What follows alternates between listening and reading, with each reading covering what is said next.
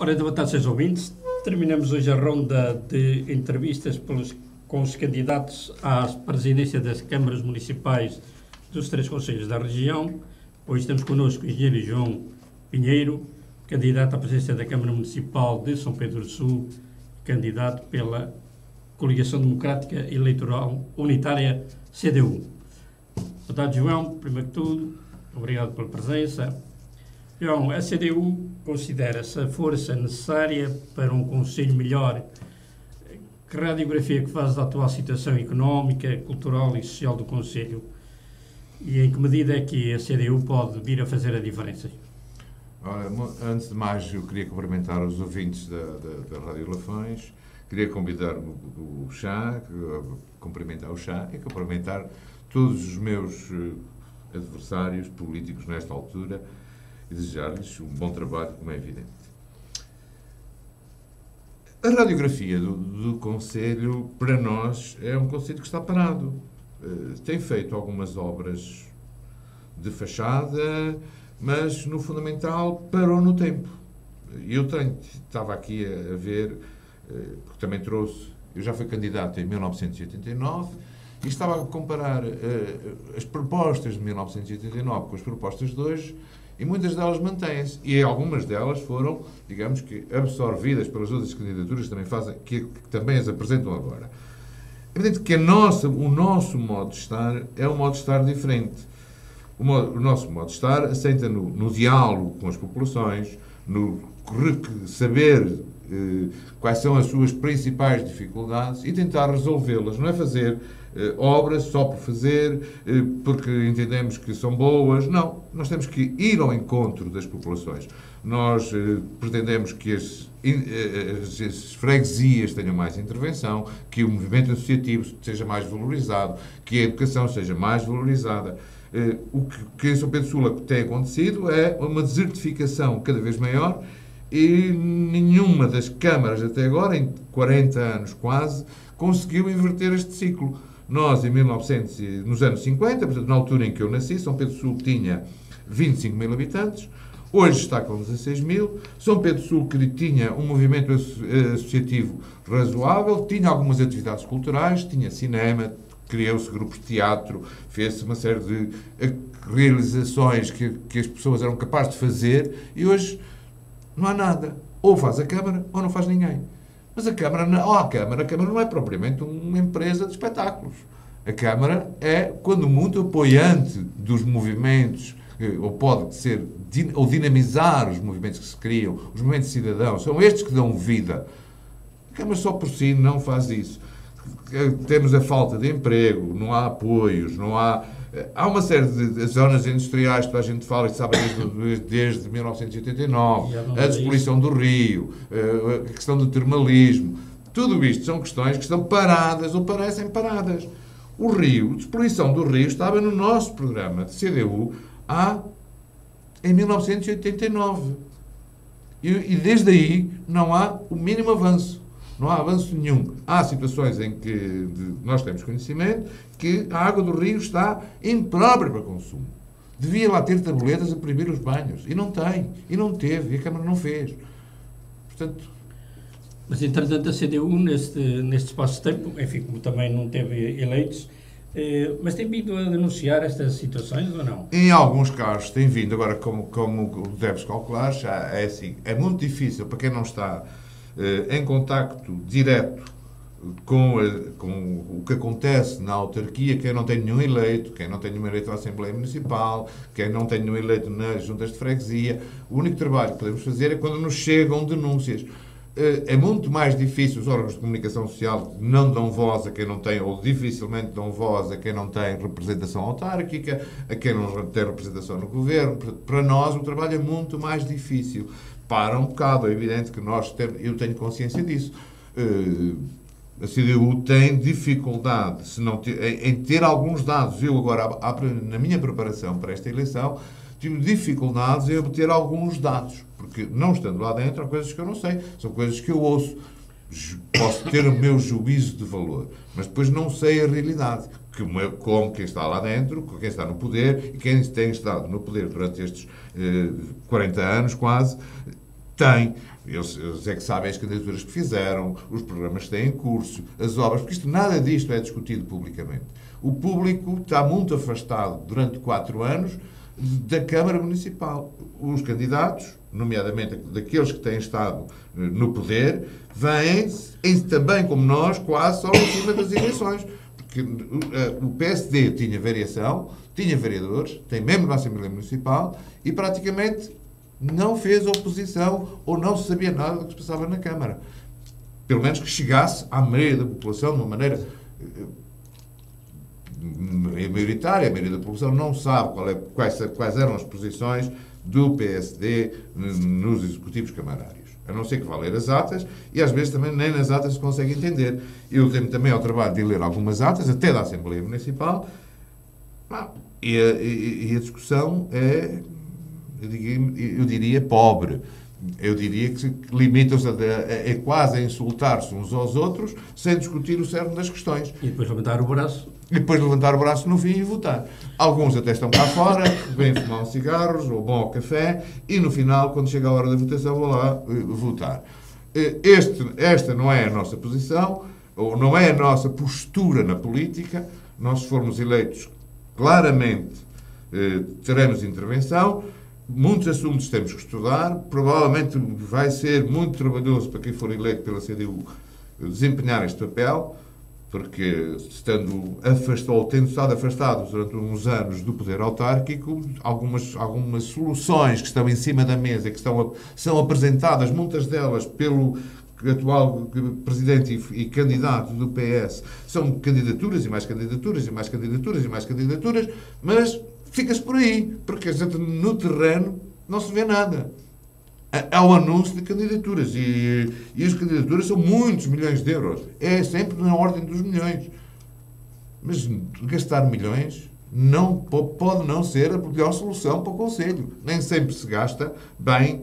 O problema é gastar bem e saber atacar os problemas essenciais do Conselho de São Pedro Sul, que neste caso são, digamos que os eixos de intervenção de São Pedro Sul têm que se basear em duas ou três vertentes, na minha opinião. O Rios. A candidatura diz ter como prioridades para o Conselho o turismo, o termalismo e a serra. Exatamente. Há anos que nós ouvimos falar nestes vetores de desenvolvimento, que aliás agora são transversais a todos os candidatos que se apresentam às eleições.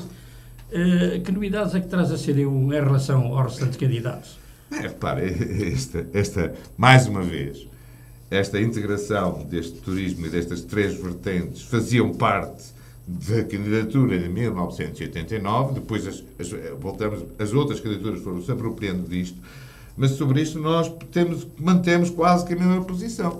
Vocês foram se apropriando, mas resolveram alguma coisa? Não me parece, porque o que me parece é que a Serra continua a perder população, a Serra continua a ficar desertificada, na Serra não há restaurantes, na Serra não há onde ficar, na Serra não há circuitos, não há divulgação de circuitos, não há divulgação do património, a Serra está exatamente igual, ou pior, do que estava há 30 anos. Portanto, eu não me parece que tenha sido feito alguma coisa. Fazem-se alguns circuitos, faz algum folclore, mas não se desenvolve o conceito como deve ser. Nós, por exemplo, assistimos, e eu tenho assistido, e provavelmente é uma iniciativa que terá algum valor, eu não sei exatamente qual, não sei quantificar qual, mas, por exemplo, em Manhoce faço uma feira, a festa da Vitela, mas eu vou a Manhoce na semana a seguir e não está lá ninguém.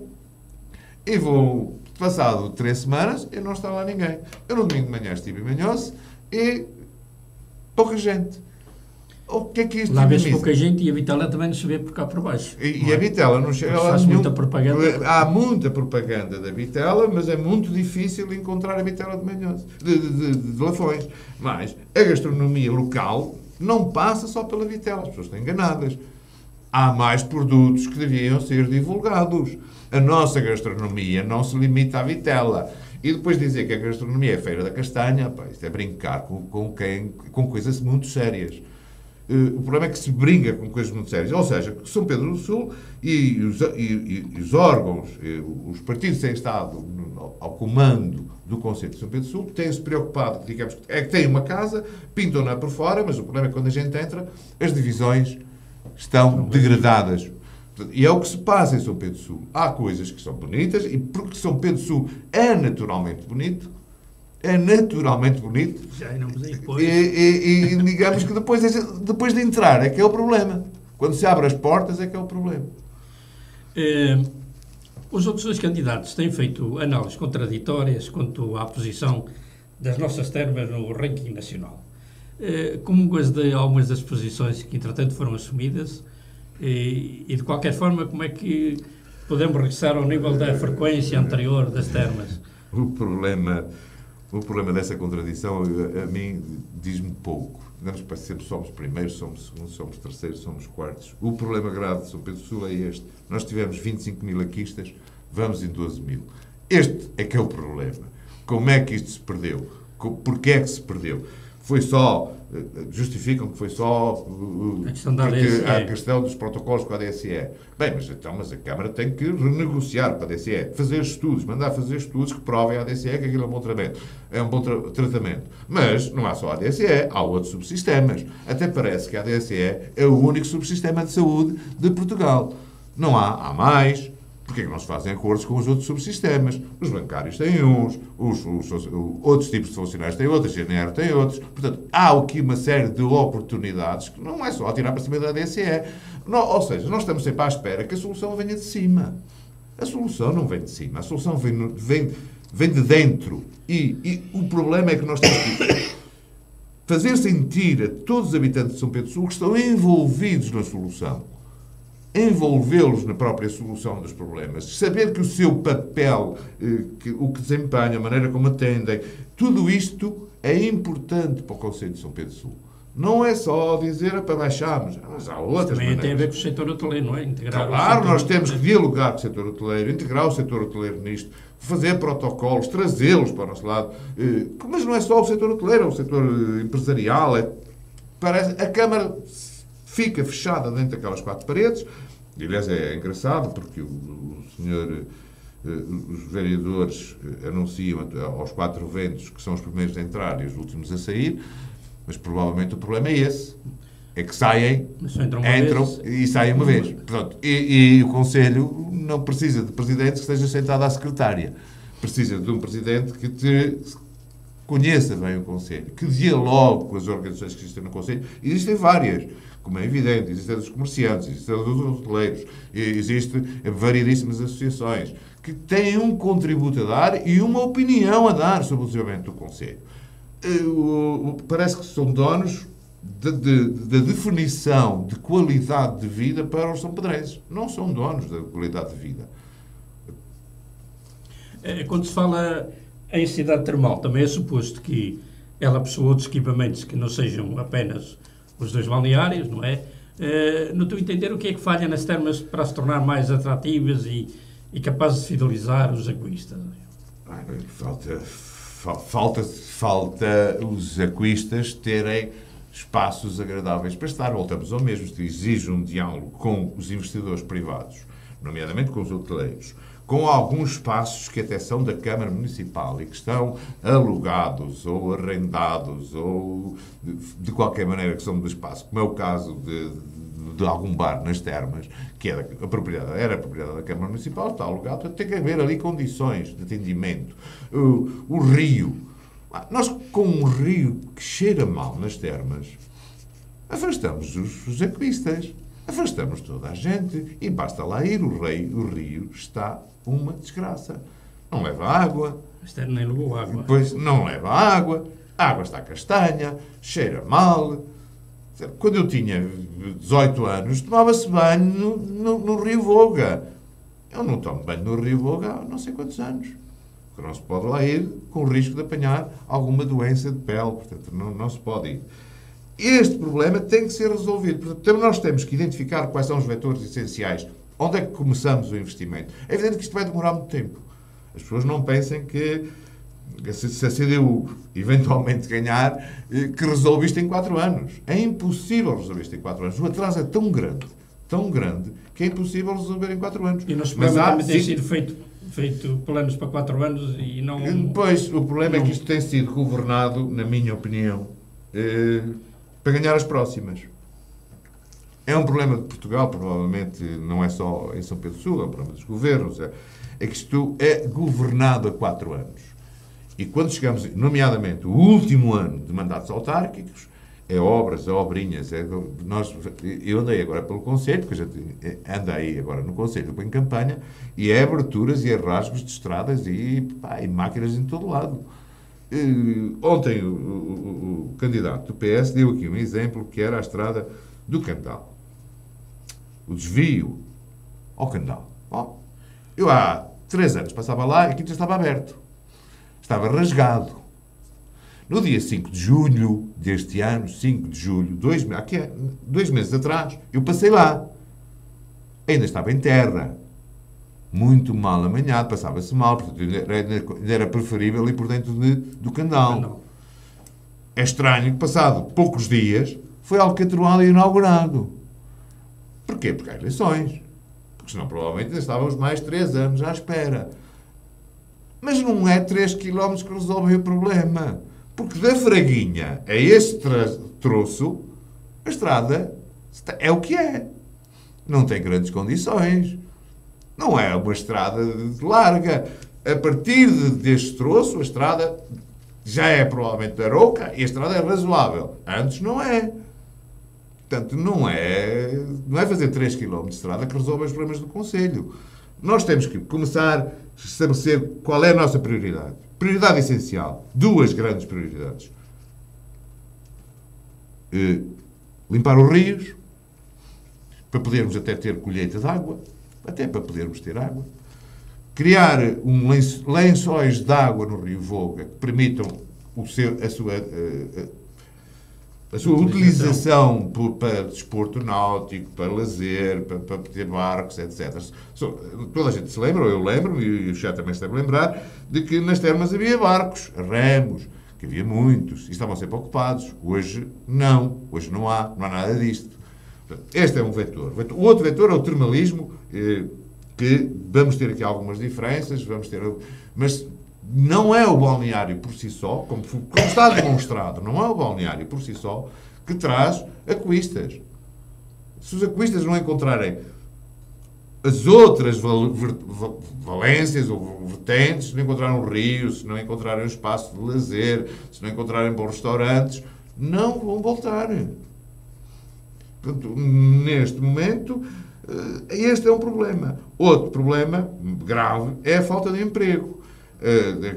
A Câmara assume-se, no fundo, de alguma maneira, a Câmara e a Termolista como um grande empregador. Nós já éramos aí à questão do emprego, mas mantendo-nos ainda nas termas. E foi colocada aquela questão da frequência e da ADSE. Ora, isto passa por uma gestão das termas, e nomeadamente por uma empresa municipal, que é a Termalistur. A CDU acha que se deve manter realmente a gestão das termas numa empresa municipal, ou que ela devia estar, pura e simplesmente, num departamento da Câmara? Vamos lá ver. Nós não somos contra, até porque existem algumas facilidades em ela continuar empresa municipal. Mas era uma questão que tínhamos que analisar, porque há números que, mesmo lendo relatórios das contas da Termalistur, há ali coisas muito confusas. E a gente não percebe bem. Portanto, a primeira questão nós não percebemos como é que uma empresa daquelas tem dado prejuízo ou dá prejuízo. Não percebemos. Portanto, alguma coisa corre mal.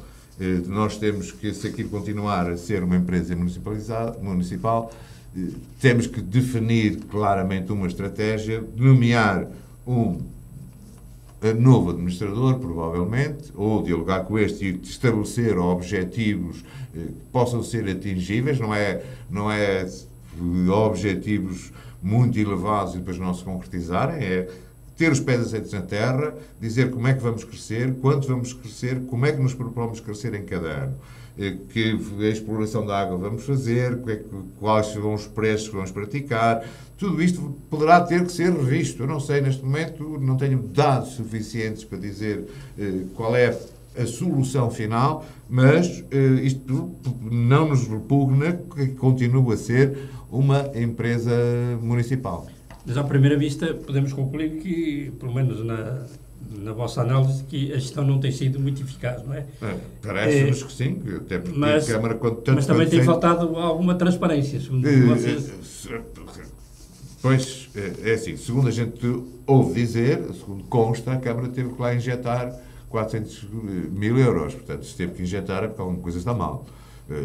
Aquela devia ser uma empresa autossuficiente.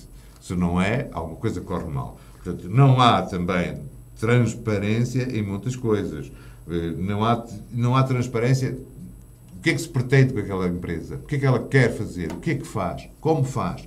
Isto tudo devia ser do conhecimento das pessoas, dos munícipes, da freguesia, devia ser do conhecimento da Assembleia Municipal. E não é. Eu não sei bem quem é que controla a Termolistur. Não sei qual é o poder, não percebo qual é o poder que a Câmara tem na Termolistur, embora seja a principal acionista. Mas muitas vezes a questão das empresas municipais tem essa questão que é fugir ao controle realmente dos eleitos. Depois, e aqui nós não queremos que isso aconteça. Normalmente elas são criadas exatamente para isso, para não serem transparentes e para depois os executivos camarais fazerem o que entendem delas e muitas vezes servir como for arma até eleitoral, porque muitas vezes tem trabalho precário, porque tem emprego sazonal, se as pessoas refilarem já não voltam. Portanto, há aqui uma série de fatores. Isso também à chamada engenharia financeira. Depois tem uma engenharia financeira que a engenharia é muito bonita, sabe que eu sou de engenharia, mas não gosto de engenharia financeira. Porque a engenharia financeira é uma cambada de números que é elaborada de tal maneira que o comum dos mortais não entende. Porque depois é ativos, passivos, ativos financeiros, passivos financeiros, patrimoniais, há ali uma série de valores que para o sampedrense, ou para a maioria, às vezes até para mim, são difíceis de ler, mas há uma coisa que é muito simples. Uma empresa ou tem ou deve. É tão simples quanto isto. O resto... Uma questão deve haver. É quase. O resto é treta. O resto é dizer que temos, mas não temos. Temos, mas temos em dívida. Temos, mas não temos. Isto é isto que é a engenharia financeira. É disfarçar... Aliás, a engenharia financeira nasceu praticamente nas empresas que deram o que deram e que originaram a crise. Que foram as grandes empresas bancárias e as grandes empresas financeiras. É aí que nasce a engenharia, não é? Aliás, eu recordo que dizia-se que havia um distinto comerciante da nossa praça, como se costuma dizer, que isto era uma questão de trove e levou. Exatamente. E, portanto... não há cá meias tintas. Depois estas meias tintas todas são muito bonitas. Muitas contas, muitos números, muitas subdivisões, muitas fontes de receita, formas de fontes de receita. Mas é muito simples. Ou tem dinheiro ou não tem dinheiro. Aquilo no fim devia-se traduzir num saldo claro. Ou está a ganhar ou está a perder. Ponto final. E aquilo que se sabe... Aquilo que se sabe é que... Está a perder. O que parece é que está a perder.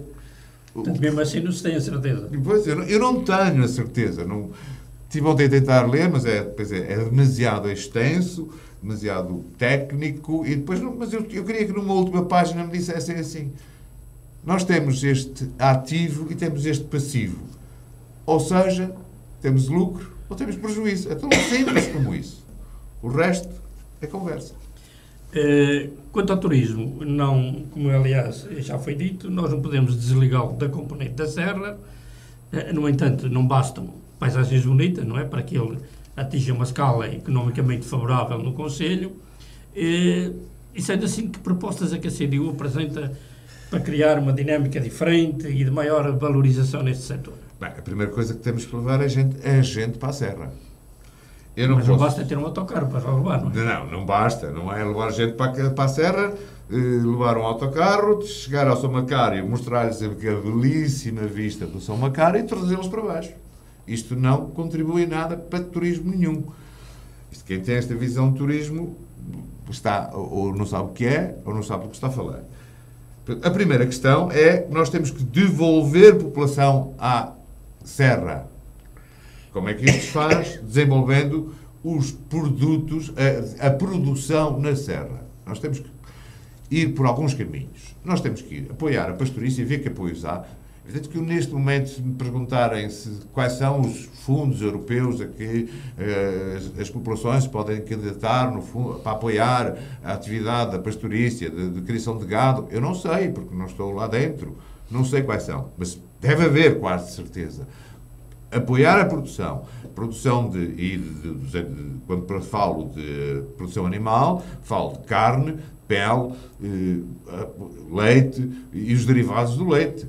E isto pode-se fazer em pequena escala. Nós já tivemos uma indústria de laticínios que era ótima. Pronto. Mas estava centrada, foi à vida. Mas é possível fazer isto em relativamente pequena escala. Agora, aliás, em alguns sítios está na moda fazer produção não em grande escala, mas em pequena escala. Pequena que é bom. Nós hoje há muito isso, há a produção do queijo, de fabrico caseiro, é anunciado como fabrico caseiro, e toda a gente anda à procura disso.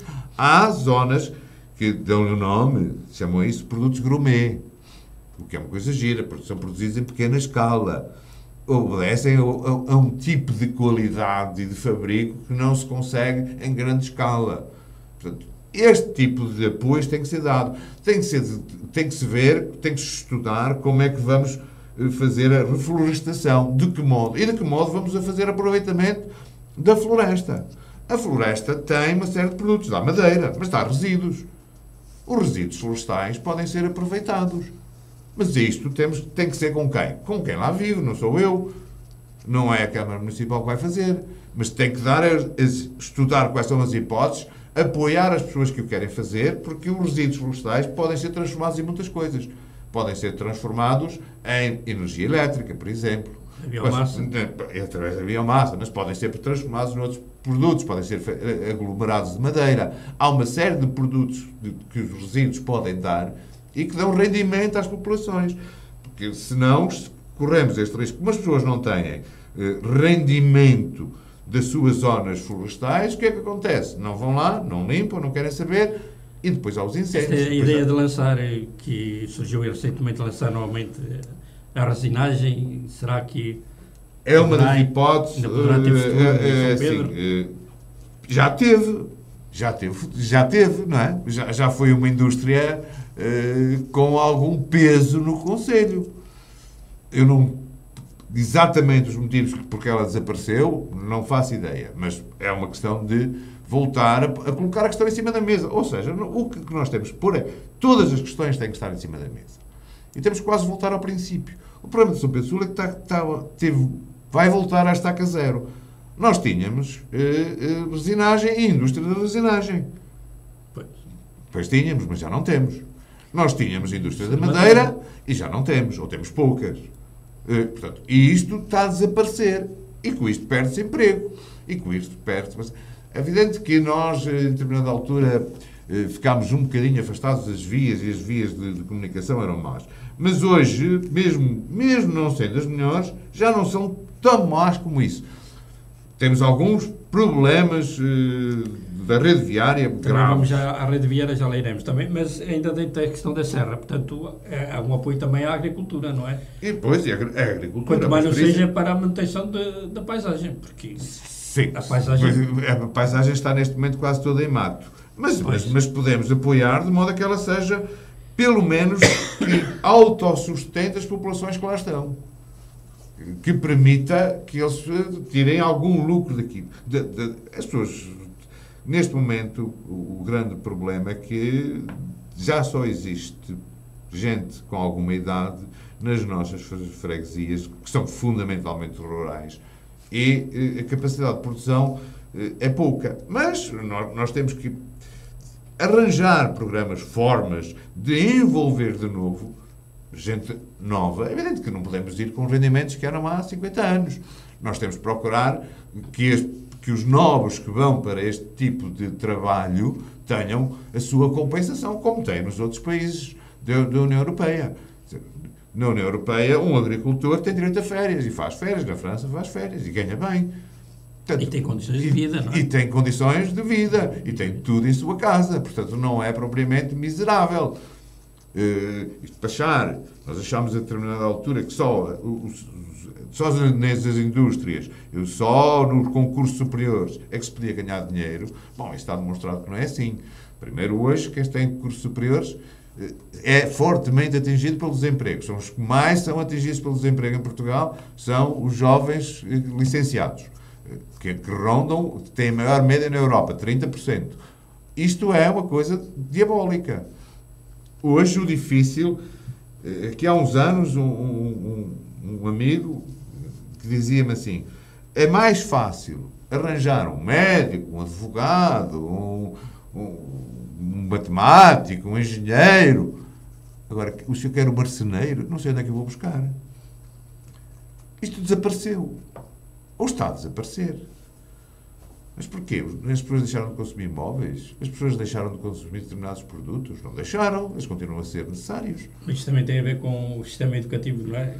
Pois também tem. Mas adiante lá iremos, mas chegaremos também lá. Poderá passar por aí, não é? Também poderás passar, também terá. Mas... A intermunicipalidade que a CDU defende para a região de Lafões teria então aqui uma certa aplicabilidade, não era isso? Exatamente. Mas esta abrangência ficaria pelos 3 concelhos ou seria mais alargada? Bem, nós temos, na realidade, a maior afinidade que existe é com os concelhos de Vozela e Oliveira de Frades. Porque comungamos de uma série de coisas, começamos logo por comungar o mesmo rio. Que é, digamos que aqui um vetor importante. Agora, não descuramos Castro Daire, não descuramos Arouca, não descuramos Viseu. Nós com Castro Daire temos algumas relações. Castro Daire permite-nos ou pode-nos permitir o acesso à A24. Viseu permite-nos o acesso à A24 e à A25. Portanto, temos que dialogar com estes concelhos. Viseu está de alguma maneira a secar os concelhos à volta. Mas isto também para Viseu não é bom. Qualquer dia não há mais para onde secar. Nós secámos as nossas aldeias e o resultado foi péssimo. Viseu seca os concelhos à volta e o resultado vai ser péssimo. Portanto, cuidado com estas secagens. Quando secamos tudo à volta, ficamos num deserto. É isto a acontecer. Portanto, com Viseu nós temos um problema da ligação São Pedro-Viseu, que tem, tanto quanto eu me lembro, 50 anos. O trajeto é exatamente o mesmo. E no trajeto de São Pedro-Viseu, neste momento, não há requalificação possível. Porque a maioria do trajeto passaram a ser arruamentos. E arruamentos nunca mais se convertem, nunca mais passam a ser vias. Qual é a solução aqui? É que a solução provavelmente vai ser dialogar com Viseu e criar ou uma via nova, ou nos sítios mais problemáticos, criar derivações. Agora, não se pode fazer o que se fez aqui há muitos anos. Eu lembro-me, eu devia ter, aqui há 30 anos, 30, 40, passava-se dentro de Mouselos. E criou-se uma variante a Mouselos. E, de repente, aquilo virou arruamento. Ou seja, não é possível investir assim. Nós temos que planear. Se se previa que aí a zona de crescimento habitacional ia ser para aquele lado, não se devia ter feito aquele arruamento, porque neste momento já é uma rua, praticamente. Já tem semáforos, já é uma rua. Ou então não se devia ter deixado de construir. Ou então não se devia ter deixado de construir. Senão, se nós construímos uma via que vai ser estruturante e para ter um grande fluxo de tráfego, e a seguir deixamos construir e fazer saídas, e fazer passeios, e fazer garagens, e etc., isto torna-se uma via e uma rua de uma qualquer cidade ou de qualquer aldeia e causa constrangimentos. É o mesmo que se passa entre São Pedro e Termas. Nós temos claramente que construir uma nova via. Eu não sei exatamente aonde. Isso vai ter que ser estudado. Porque já houve várias alternativas. Uma delas tinha sido proposta pela CDU há muitos anos, que era a meia encosta, mas neste momento já está difícil. Porque, entretanto, foi-se construindo. Porque, entretanto, isto é anárquica a construção. Porque o ordenamento territorial em São Pedro Sul é uma coisa que não se fala. Não existe. Querer dizer assim, eu vou requalificar a ligação São Pedro Sul-Termas. Como? qualificar uma rua, mas aquilo é uma rua, pode pô-la mais bonita, claro que pode, estamos de acordo, põe a rua mais bonita. Agora, dizer que aquilo passa a ser uma via... Depois uma placa, não sei que é a avenida... Mas isso não chega, não é? Isso não chega. Sá Carneiro, quando foi feita, pretendia-se que fosse uma circunvalação, uma espécie de circunvalação a São Pedro Sul. Hoje é uma mera rua. Mas deixou-se instalar, junto dessa via, que era uma via de escoamento de trânsito, deixou-se que se instalassem 2 escolas. E neste momento 3. Portanto, deixou de ser via. Não é via nenhuma. Não há uma escapatória para o trânsito. Quando foi pensada, na nossa opinião, mal logo desde o início, mas isso é outro problema, era para ser assim, toda a gente achava que Sá Carneiro era o desvio, era o fluxo de tráfego que vinha de Santa Cruz e passava e contornava a Vila São Pedro Sul. Hoje a realidade está aí que mostra que isto não é assim. Ora bem, isto põe uma questão aliás, da existência ou não de um documento que é fundamental, que é o Plano de Direito Municipal, que também a sua revisão parece que já tem para aí 20 anos. 20 anos, quer dizer, que devia ter sido feita a revisão. Como é que acendeu esse problema? O problema do Plano de Diretor Municipal então ontem foi anunciado aqui que há vários constrangimentos, há vários planos e vários atrasos, mas no fundo o que é que está a ser feito? Está a ser feito por uma carrada de técnicos que vão decidir o que é que vai ser bom ou mau para São Pedro Sul. Então, e os habitantes de São Pedro Sul não têm opinião sobre isso? Não há grandes discussões, não há amplos debates, não há debates. Falta em São Pedro Sul criar as verdadeiras raízes da democracia. E a democracia até informal. Nós podemos criar, a Câmara pode criar espaços informais de debate. Não é preciso que seja no Salão Nobre da Câmara Municipal. Pode convidar os cidadãos a aparecerem, os que quiserem, numa esplanada, num café, no Lenteiro do Rio e debater problemas. Ouvir as pessoas, que soluções temos, que soluções queremos. Nós ouvimos falar, foi anunciado agora, também mais uma vez, perto das eleições, um parque municipal. Bem, eu não sou contra o parque municipal. Agora, que parque? Pois a CDU também tem aí no seu programa um parque municipal. Sim, mas tem um parque municipal e defende algumas valências, que me parece que não vão existir. Me parece. Mas conheces o projeto? Não conheço o projeto. Eu vejo aquelas fotografias que lá estão e ouço as declarações do candidato do PS acerca do que vai ser. Ontem falou aqui de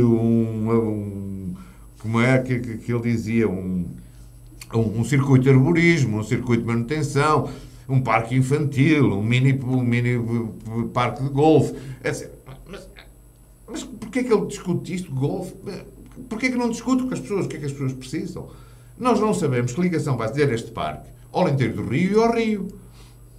Como é que isto se liga? E porquê é que não se cria lá um espaço, não sei se está ou não, porque ele não falou nisso, não deve estar, um espaço de espetáculos ao ar livre?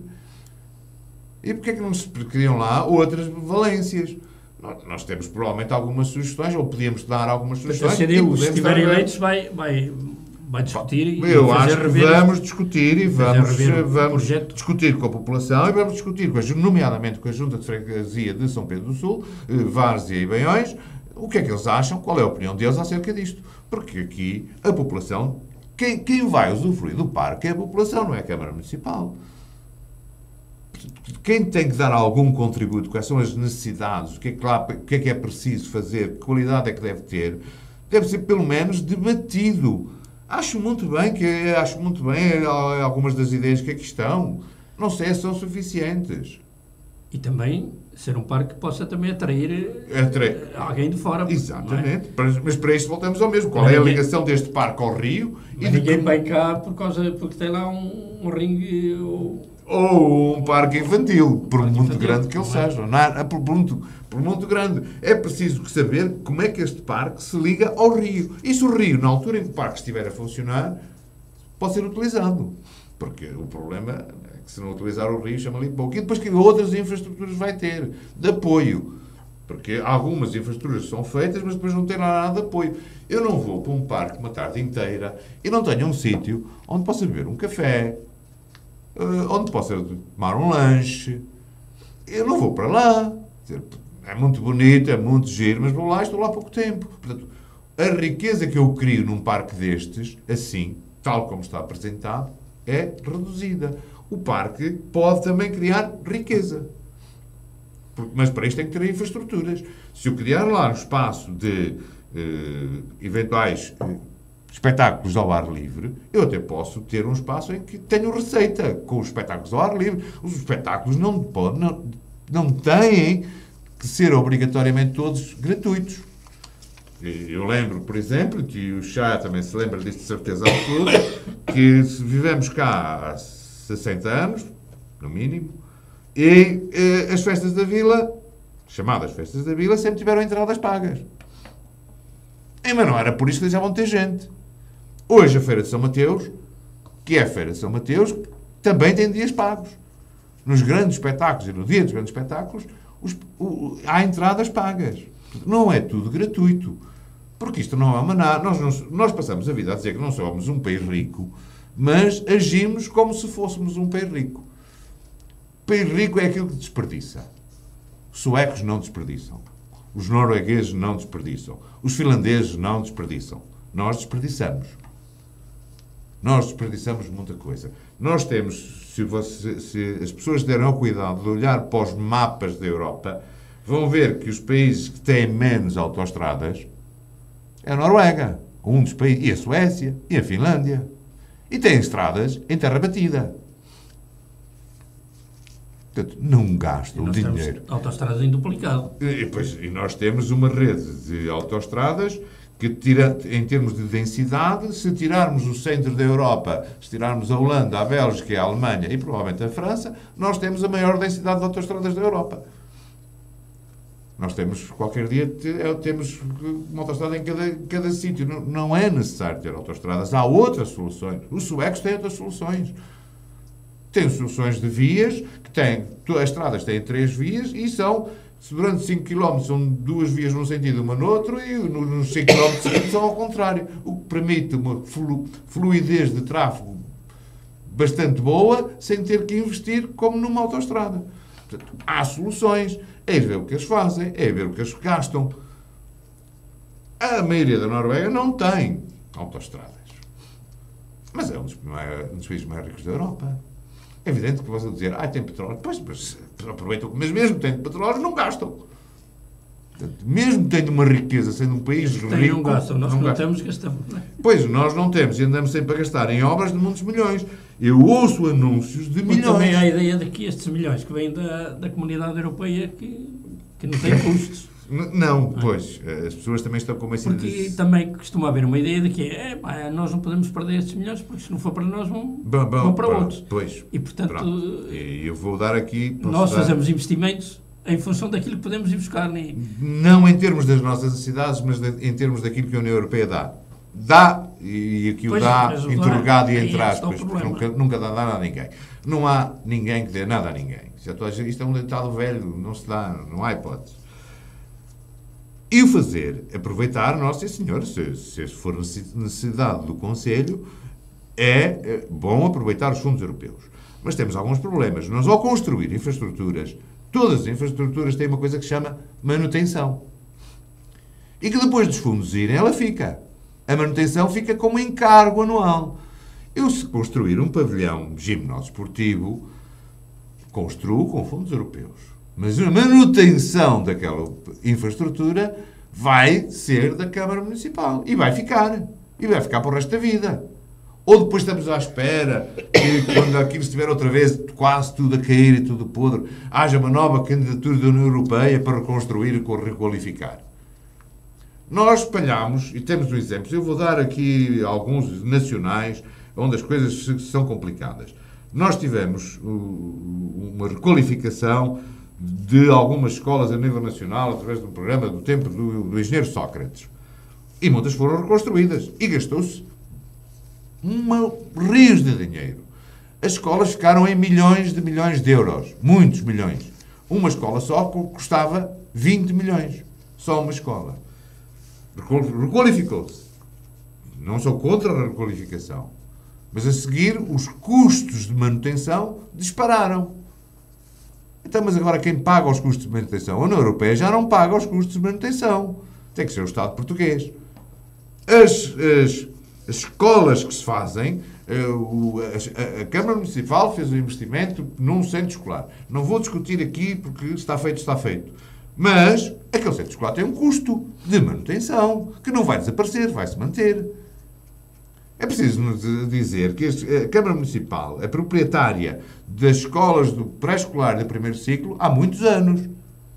E não gastou lá um tostão, porque a manutenção é cara. Portanto, abandonou-as e deixou-as no estado de degradação que está, porque não tinha dinheiro para as manter. Isto pode acontecer com todos os investimentos que vamos fazer, porque fazer um pavilhão, fazer um parque, fazer um local da feira, fazer uma central, tudo bem, algumas coisas são necessárias. Mas é preciso não esquecer que os fundos acabam e as instalações ficam e depois têm custos. É preciso saber se estes custos são ou não possíveis de suportar pelos orçamentos da Câmara Municipal. Depois não há candidaturas. Ou andamos sempre a candidatar até para a manutenção diária. Por falar nas escolas, João, tu és professor e já tiveste responsabilidades também de gestão. A política dos centros escolares, com o encerramento de algumas escolas, era inevitável e é melhor em termos educativos ou não? Bom, aqui é uma discussão, claro que é a minha área, é uma discussão... É a autarquia, não é? Mas... Não ultrapassa, foi a opção da autarquia.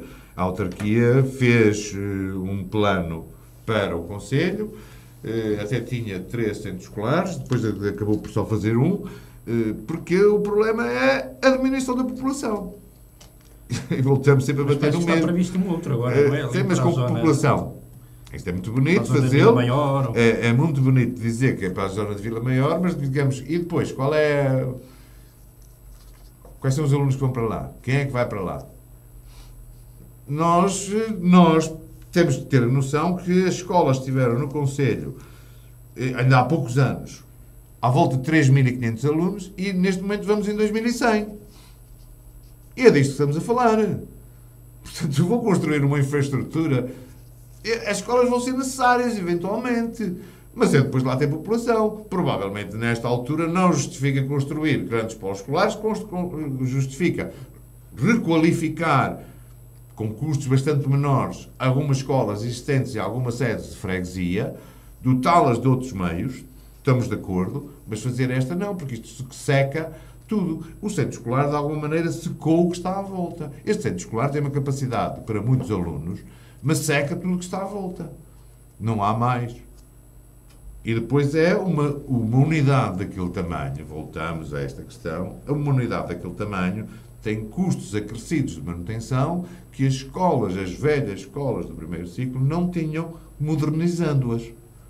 Não estou a dizer que as deixassem na mesma, como é evidente, mas modernizando as velhas escolas, provavelmente tínhamos uma solução bem mais agradável. Está mal dimensionado este centro escolar, é? Eu acho que está mal dimensionado porque está muito grande e só há uma hipótese, é trazer toda a gente do Conselho para aqui. Mas se trazemos todos...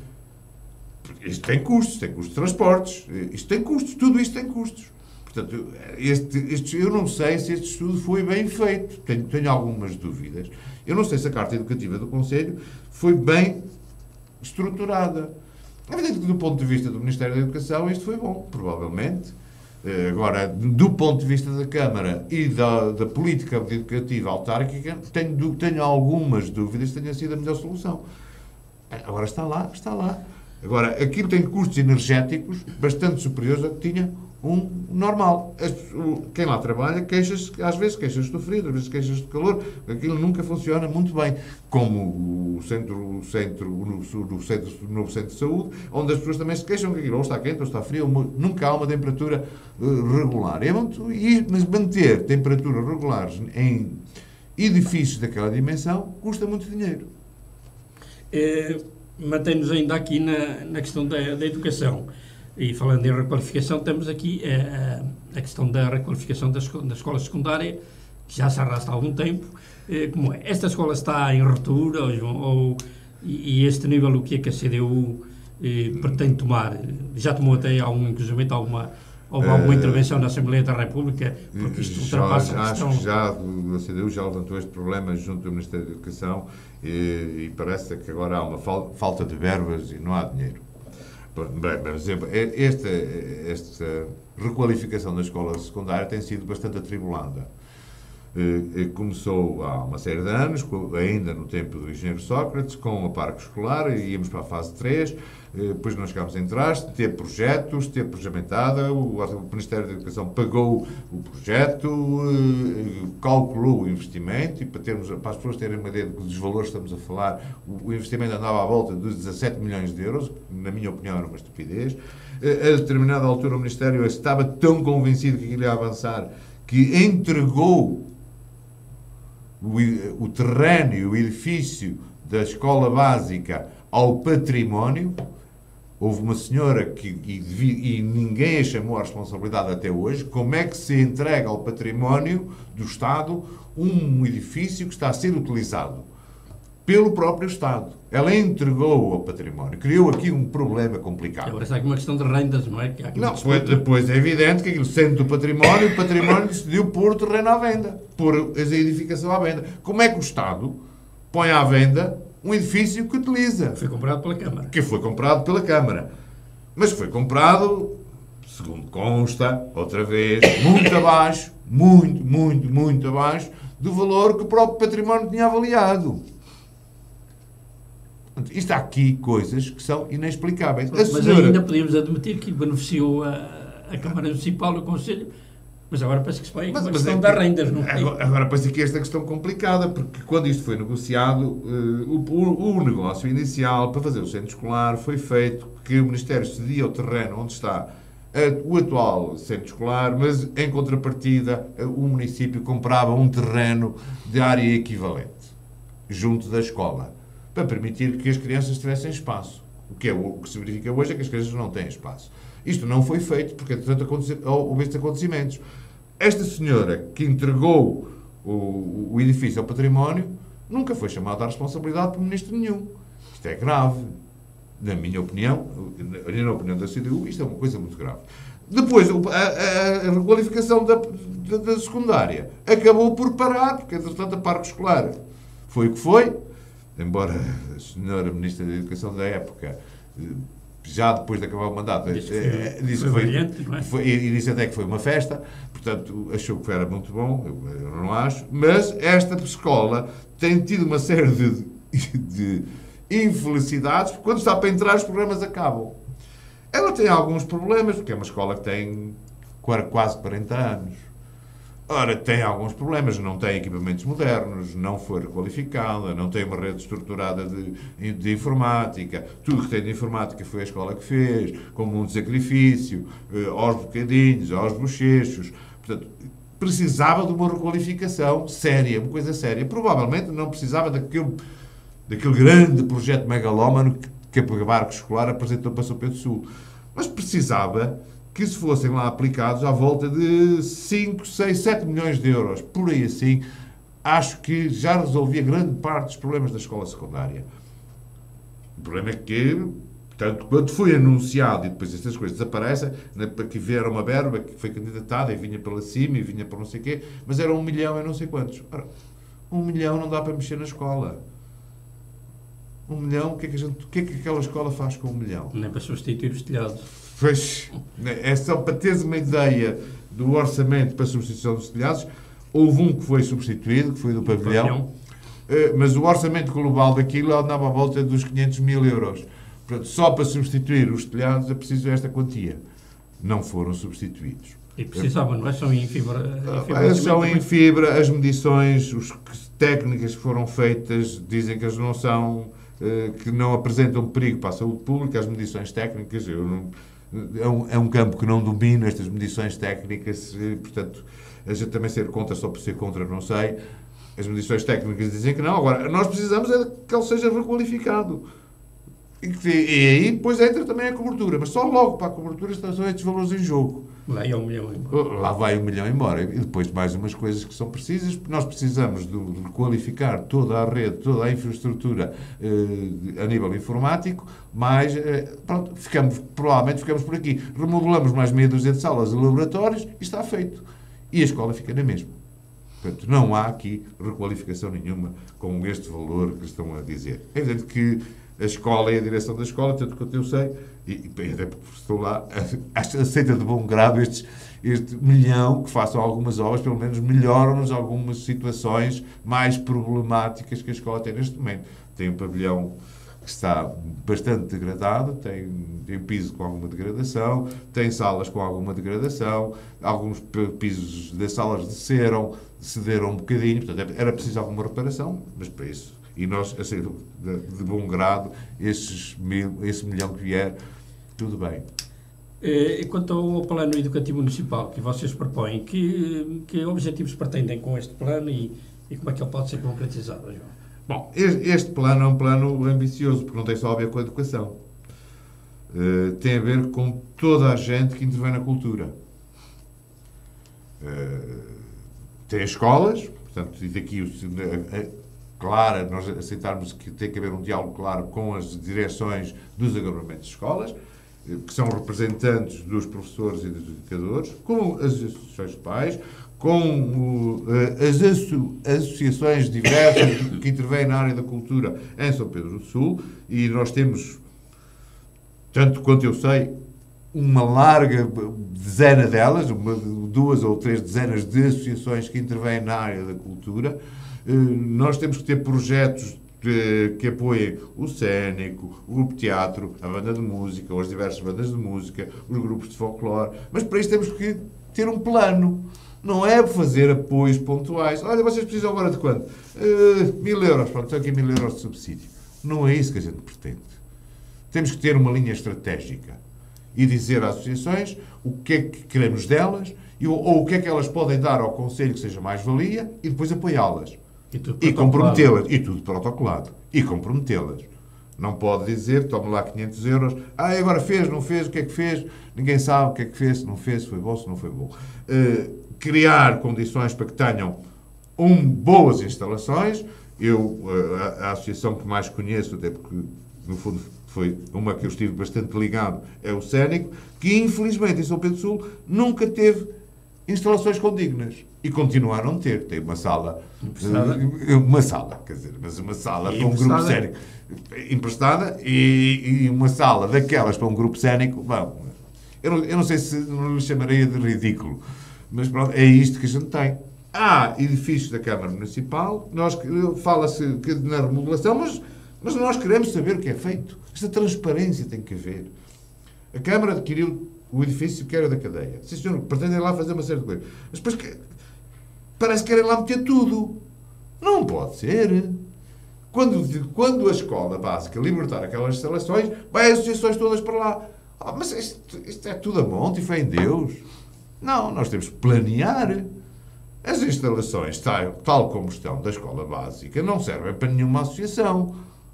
Têm que ser requalificadas. Não é chegar lá, olha, esta sala é para ti, aquela sala é para ti. Esta sala é para a banda de música, aquela é para a banda de teatro, outra é para outra organização qualquer, a outra é para a Associação de Negrelos. Não pode ser. Mas essa será a finalidade daquelas instalações para a CDU? Ou poderá ser outra? Ou poderá ser outra qualquer. Provavelmente aquilo é assim, aquelas instalações, a mim garantem-me uma coisa, que a estrutura está bem feita. Porque já uma vez ouvi falar até na demolição de... Não, isso eu acho que era uma estupidez. Portanto, aquelas são agora, todo o miolo, todo o seu interior tem que ser reformulado. Depende do que é que se lá quiser pôr. Se lá quiser pôr gabinetes para a Câmara Municipal, podem ficar um pouco mais...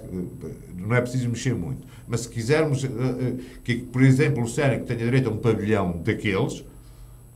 Não é? Mas o Cénico, para ter, é quase que um pavilhão, precisa ter um espaço para ensaiar, precisa ter um palco, precisa ter onde guardar o seu material, etc. Precisa ter uma série de valências, ou devia ter, e provavelmente um pavilhão inteiro para o Cénico, ou para outra organização qualquer. Eu, quando falo de exemplo zero, mas posso falar da banda de música, não é chegar a uma sala e pôr lá a banda de música a tocar. E depois outros estão a trabalhar ao lado, na sala ao lado, e tem que levar com o ensaio da banda de música. Portanto, não e normalmente remodela-se primeiro, sem saber o que é que Exatamente. Portanto, é preciso primeiro saber o que é que vamos, que destino vamos dar àquelas instalações e depois remodelar. Remodelar interiormente. É evidente que não podemos mexer na estrutura. Na estrutura do edifício não se vai mexer, mas a estrutura daquilo são paredes, é de tirar paredes abaixo. Portanto, temos paredes abaixo, as que forem necessárias, e aquilo tem áreas que permitem alguma construção. É evidente que para o cénico, por exemplo, tem algum problema, porque tu, para construires um palco, tens que ter um anfiteatro. Para ter um anfiteatro precisas ter altura. Pois. E aquilo não tem altura. Portanto, é preciso não saber o que é que... Voltamos ao mesmo, é preciso saber para que é que aquilo serve. Para uma banda de música, que se quiser lá mais... E depois chamar alguém que perceba... Sim, e como tu sabes, muitas vezes faz um teatro. É uma dificuldade grave. E qualquer engenheiro serve a fazer um teatro. Não. Como tu sabes, nós estivemos também no Cénico muitos anos, e para encontrar quem fizesse um projeto bem feito para uma sede do Cénico não foi fácil, porque nem toda a gente percebe teatro. Eu sou da engenharia, sou da parte da eletrotecnia, por exemplo, mas mesmo aí não sei o que é que um teatro precisa. Aliás, é preciso estudar. Aliás, o Cineteatro é um exemplo que ficou com algumas deficiências, precisamente porque aquilo não teve nenhum especialista da área a trabalhá-lo. É preciso ter especialistas, não é remodelar e pôr cadeiras. Aliás, se aquilo tinha uma câmara, uma cabine de projeção, tinha uma cabine de projeção, onde deviam ter sido... uma acústica que era... tinha uma acústica brilhante. Brilhante, e que hoje está muito deteriorada. Não sei bem se ela está igual, tenho algumas dúvidas. Não muito botão que... Portanto, não sei se está igual. Mas aquela cabine, que não sei porque não foi aproveitada, nós hoje temos a má imagem de ter quem está a trabalhar no som e na projeção, etc., estar atrás da plateia. Mas não tem uma cabine para fazer isso. É nas cabines que costumam fazer isso. E que nem dá para a projeção de cinema. E neste momento não há projeção de cinema. Por isso, o problema, voltamos, há 50 anos atrás. São Pedro Sul tinha cinema à quinta, ao sábado e ao domingo. E hoje não tem um espetáculo de cinema. Não há um. É evidente que é preciso criar... As pessoas perderam o hábito. Nós temos que competir com os novos meios tecnológicos, com a facilidade com que as pessoas veem filmes em casa. Temos que competir, temos que ser agradáveis, temos que criar condições para trazer outra vez as pessoas para a rua. Claro que temos. É um esforço, vai ser um esforço enorme. Por isso é que isto não se pode fazer em 4 anos. Não prometam. Os outros candidatos prometem que resolvem tudo rapidamente. Não prometam que não podem cumprir, porque não são capazes.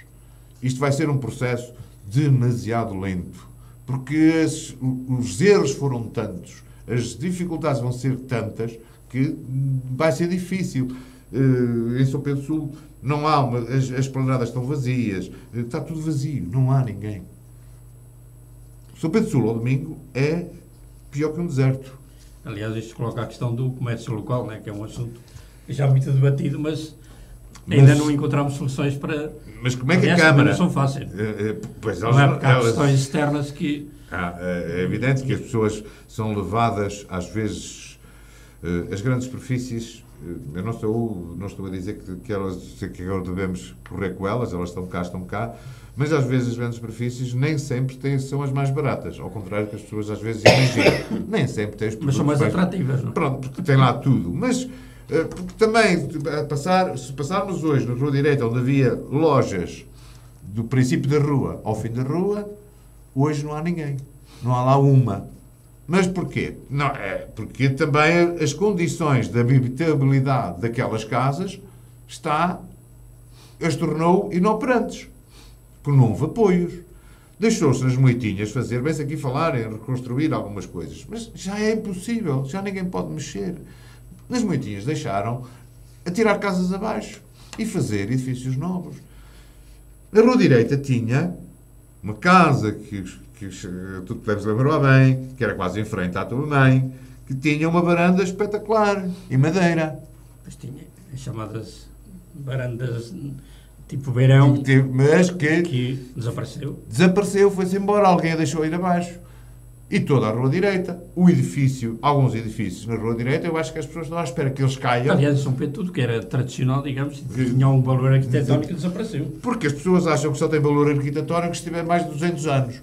Não é assim. Cada época tem a sua arquitetura. E cada época deve ser preservada, não deve ser destruída só por destruir. Quer dizer, se o edifício está a cair, como muitas vezes acontece, o que aconteceu na Rua Direita, o que está a acontecer é que as pessoas estão à espera que aquilo caia tudo para provavelmente fazerem novas construções. Havia, junto à casa dos meus pais, um edifício antigo e depois foi todo demolido, deitado abaixo e feito um edifício de 3 andares. Quando aquilo era uma casa em pedra, que tinha traços mais ou menos senhoriais, etc. Nós estamos, todo o nosso património habitacional senhorial do Conselho está a cair. Não há apoios, tem que haver. Nós temos que arranjar a solução. Eu não sei qual é a solução, mas temos que acreditar, temos que mexer. Nós sabemos que a casa do Marquês de Reiris está com problemas. Eu não sei exatamente quais, porque ainda não fui lá dentro, eu fui lá já dentro há muitos anos. Que a casa do... Que é um edifício classificado. Pois, que ainda por cima é um edifício classificado. Mas que qualquer dia vai cair. O que coloca alguns problemas ao próprio proprietário, não é? Porque pois, ele não lhe pode mexer. Não lhe pode mexer. Portanto, temos que o apoiar. Temos que criar condições para o apoiar.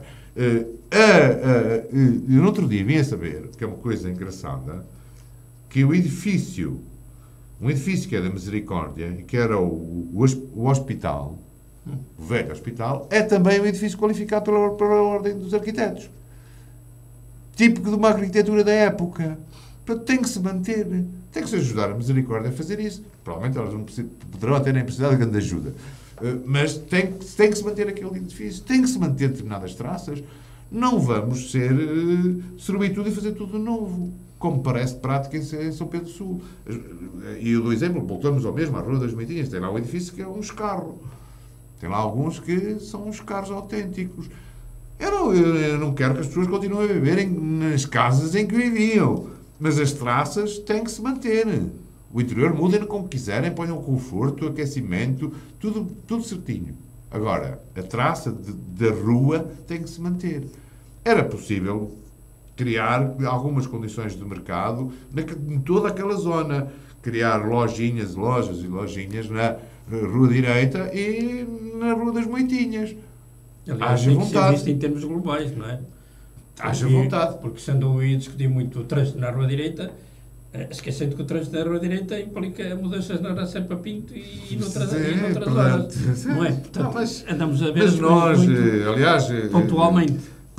Vimos, as obras não têm ligação entre si. É evidente que eu percebo, às vezes os comerciantes dizem assim, proibir aqui os carros é uma chatice. Bem, só se for de carga e descarga. Porque quando passo na Rua Direita de carro, se eu lá passar de carro, não vou para fazer compras, vou para passar. E se quiser fazer compras e parar o carro, vou entupir aquilo tudo. Portanto, o melhor é não ter mesmo trânsito. Agora, as pessoas aqui também estão habituadas a que é tudo feito em função do automóvel. Todo o trânsito é feito em função do automóvel e não em função do peão. E eu posso dar um exemplo. Vou dar um exemplo de um sítio que é feito em função do automóvel. A Avenida Sá Carneiro. E tem árvores nos passeios. Aqui a Avenida junto às Finanças. Tem árvores nos passeios.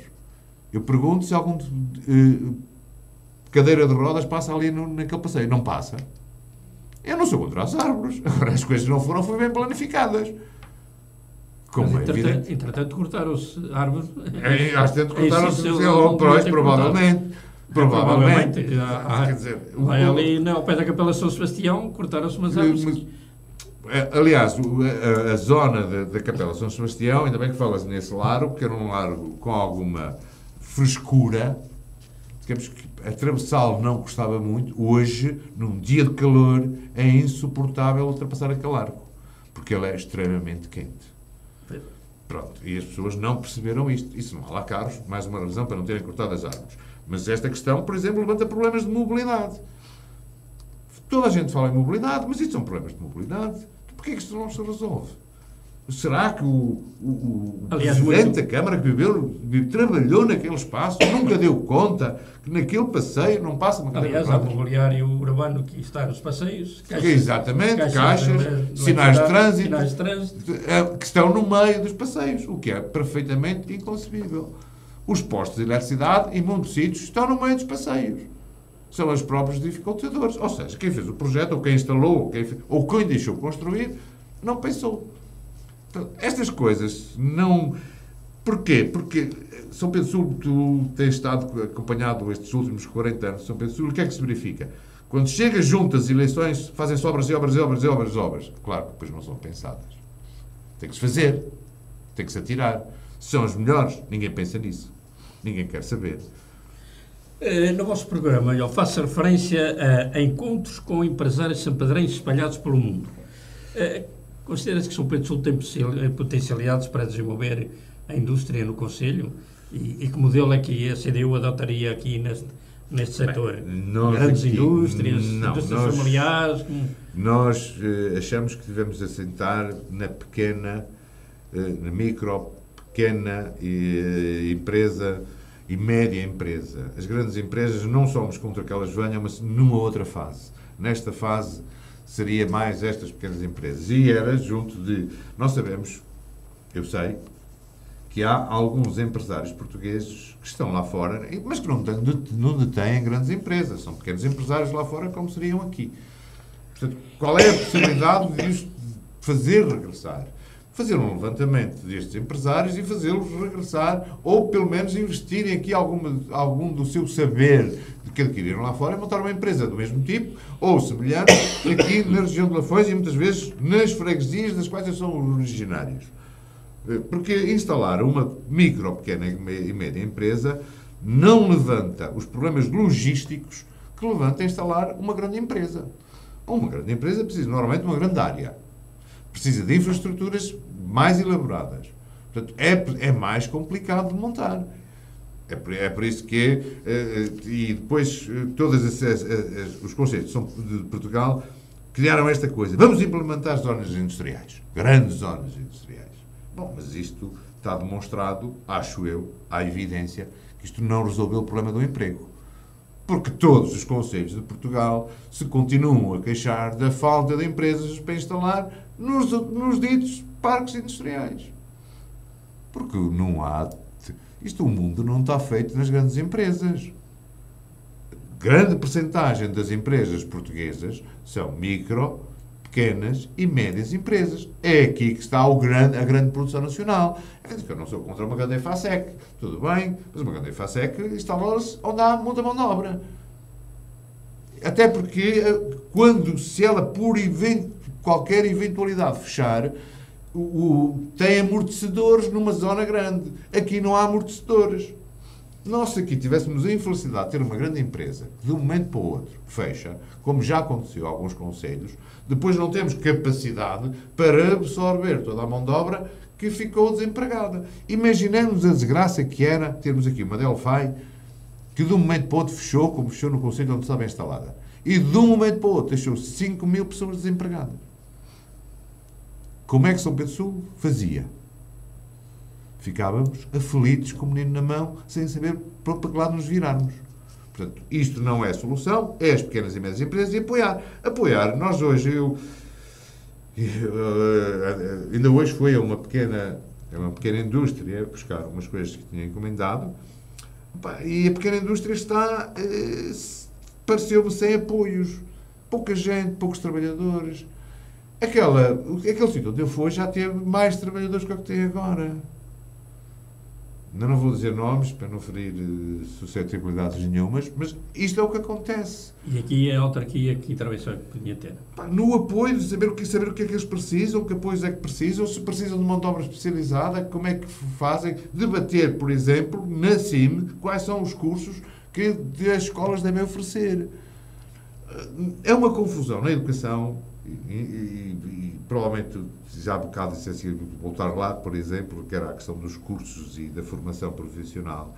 Mas é uma dificuldade enorme as escolas entenderem-se e assim me entender e perceber quais são os cursos que para aqui são prioritários. E depois as escolas degladiam-se, porque não há política intermunicipal de emprego, também não há de formação. E as escolas depois são confrontadas com uma listagem que vem de cima, a dizer de cima, e às vezes de cima, a dizer quais são os cursos prioritários para São Pedro do Sul. Mas eles nem vivem cá, como é que eles sabem isso? Que levantamento é que eles fizeram? Não dizem em que dados é que se baseiam para dizer que um curso determinado era importante em São Pedro do Sul. Nós andamos a... Eu não quero dizer que não se faça para outros concelhos, mas provavelmente é má aposta. Há não sei quantos anos que a Escola Profissional de Carvalhais oferece o curso Mesa e Bar. Então, mas se formarem 20 pessoas por ano, durante estes anos todos, já formaram umas centenas. Então, mas estão a formar pessoas para ir embora. É isto que o Conselho quer? É formar pessoas para ir embora? Provavelmente não seria. Não seria esta... Eles têm que criar... O curso tem que ter empregabilidade no Conselho. É evidente que a determinada altura esgota, portanto temos que mudar de curso. Porque senão estamos a viver ou de gente que vem de fora, ou há algumas escolas profissionais que estão a viver à custa de quê? De indivíduos que vêm de São Tomé tirar cursos profissionais, mas depois regressam a São Tomé. Ou seja, nós estamos a formar gente que vai embora. Nós estamos nos últimos 10 anos, ou nos últimos 15 anos, é raro o licenciado, não estou a dizer que não existam, mas é raro o licenciado que fica em São Pedro do Sul. Eu dou o meu caso. Eu tenho 3 filhos, todos licenciados. Nenhum está em São Pedro do Sul, porque nenhum tem condições de ser profissional em São Pedro do Sul. Não há essas condições. Muito bem. Há pouco falou-se na mobilidade das pessoas em geral aqui, mas também teremos que ver a mobilidade dos trabalhadores e daqueles que ainda têm emprego, felizmente, quer internamente, quer com os concelhos vizinhos. A vida não está muito facilitada, porque nós temos uma rede de transportes bastante deficitária. O que é que a CDU propunha nisso? Acho que também é uma proposta da CIM, lá voltamos outra vez à CIM, que se calhar não será melhor para o Conselho, não? Pois, eu não sei exatamente qual é a proposta da CIM, mas a CIM devia ser... A CIM é uma entidade esquisita. Eu acho que aquilo é uma entidade esquisita. Porque pretende ser uma descentralização, mas controlada de alguma maneira pelo poder central. Centralizada. Centralizada em Lisboa. Portanto, Lisboa é que diz assim o que há de fazer, e eu não sei o que é que lá estão a fazer os autárquicos. Ainda não percebi bem, porque os projetos não parece que vêm da CIM, e é tudo imposto pela CIM, e os autarcas têm que obedecer à CIM, e assim, as autarquias até depois de aderirem a uma CIM, são obrigadas a lá estar 5 anos. Ao fim de 5 anos podem sair. Portanto, se aquilo não nos serve, o melhor é sair. Em relação à mobilidade, bem, eu percebo que alguns sítios nós temos que encontrar aqui um equilíbrio, provavelmente, entre algum investimento que a Câmara terá que fazer na mobilidade, ser ela própria ser móvel, e é capaz de dialogar com as empresas, ou com a empresa que neste momento serve o Conselho, praticamente é só uma há muitos anos, não é? Era a Guedes, depois passou a Transdev, não me interessa quem é, mas há um operador que faz isso em São Pedro do Sul. É preciso criar pontos de diálogo, e é evidente que nem todos os sítios precisam de grandes autocarros. Não, eu não preciso ter um autocarro para ir a uma vila, a um sítio que vem 3 pessoas por dia, porque provavelmente não levo, para que eu levo para lá um autocarro de 50 lugares? Há outras soluções. Provavelmente temos que negociar e ver quais são as disponibilidades que a Câmara tem para ser ela própria a fazer alguns destes transportes. Ajudar as pessoas a deslocar-se. Porque, tirando a época escolar, e mesmo na época escolar é de manhã e ao fim da tarde, o que leva a que quem tiver que vir ao médico tem que vir no autocarro de manhã, mesmo que a consulta seja só à tarde, e perde aqui uma manhã em São Pedro do Sul. Ontem dizia o Vítor Figueiredo, aproveita para ir ao cabeleireiro. Mas isto não é raciocínio que se tenha. As pessoas não vêm só porque estão cá, têm que aproveitar. Aproveitam e ficam bonitas também. Mas também podem aproveitar para ir fazer outras coisas.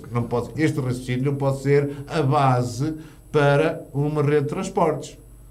Não pode ser, aproveita também, porque senão o melhor é criarmos uma rede de transportes que vai para a beira e aproveita também vai à praia. Este não é o raciocínio. O raciocínio é servir as pessoas, permitir-lhes a deslocação quando elas precisam de se deslocar. E se a pessoa não tem mais nada que fazer, se O habitante de Manhoso só precisa de vir ao médico, precisa depois ter um processo de regresso relativamente rápido, que não precisa de fazer mais nada e provavelmente terá que fazer outras coisas. É que isto é muito bonito dizer que eles vêm e passam cá o dia se estiverem na reforma.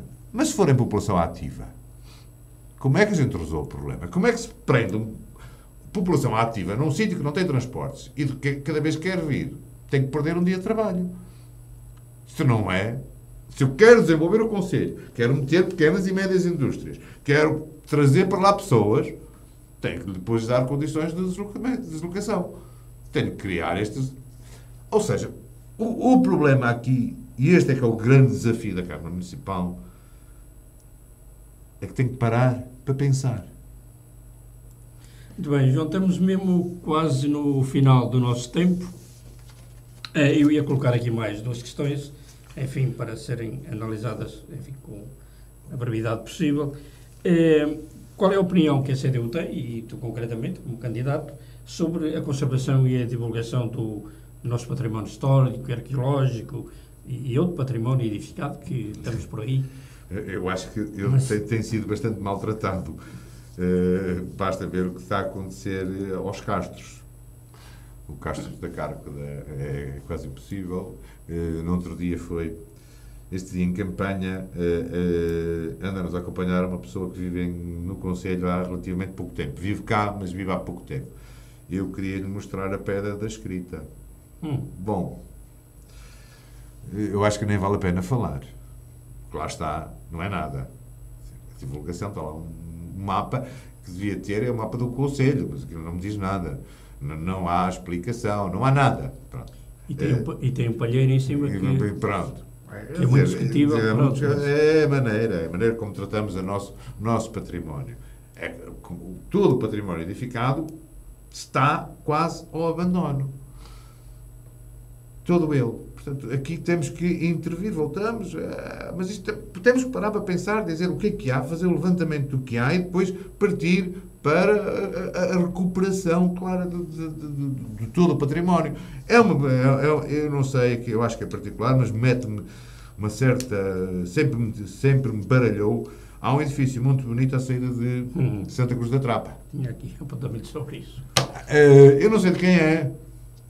Mas pois, aquilo foi de uns imigrantes brasileiros, que já faleceram. Seja de quem for, claro. Aquilo é um edifício extremamente bonito. Eu já fui ao interior, tem umas casas muito bonitas. Agora, aliás, afirmou-se em tempos que aquilo seria até do Nazoni, ou pelo menos da escola dele. Pois, não sei se será ou não. Não há levantamento, portanto, não temos este edifício, é preciso qualificar-se. Em Santa Cruz da Trapa há uma série de edifícios bonitos. Há uma série, tem uma estrutura de Santa Cruz da Trapa provavelmente única no concelho. E é preciso manter, é preciso não deixar que aquilo caia. É preciso que aquelas casas se mantenham. Se começamos a abandoná-las, elas caem e não fica lá nada. Portanto, é preciso fazer este levantamento e a CDU apoia todas as iniciativas e apoiará todas as iniciativas que tiverem em vista isto. Isto liga-se à nossa proposta de criação de um museu municipal. Museu municipal para dar a conhecer, para ter o documento fotográfico de todos estes monumentos, de todos estes património e para apresentar coisas vivas. Há coisas que a juventude de hoje não conhece. Os instrumentos agrícolas, uma série de parafernália de instrumentos dos mineiros. Estamos no edifício e não estamos já... Qualquer dia fazemos o edifício e depois o que é que lá pomos dentro? Quer dizer, nós tivemos minas. As minas têm instrumentos típicos. Têm, mas qualquer dia não se arranjam. E um historial. É preciso contá-lo. Esse historial foi importante no desenvolvimento de São Pedro Sul. Entre os anos 30 e 40, São Pedro Sul viveu muito à custa das minas. Aliás, a autarquia tem muito poucas publicações sobre a história do concelho. É preciso fazer um estudo, é preciso que alguém o faça, é preciso que alguém o divulgue. Portanto, mas temos que ter a garantia. Não vou fazer um museu e agora dizer assim, não tenho nada para lá por dentro. Não, primeiro tenho que fazer o levantamento e depois vou ver que dimensão do museu é que preciso. Ora bem, mesmo para terminar, João, a CDU valoriza muito a participação dos cidadãos nas políticas do município. Como é que vocês pretendem colocar em prática este envolvimento das populações? Olha, nós queremos melhorar o funcionamento de alguns conselhos municipais que já existem por lei.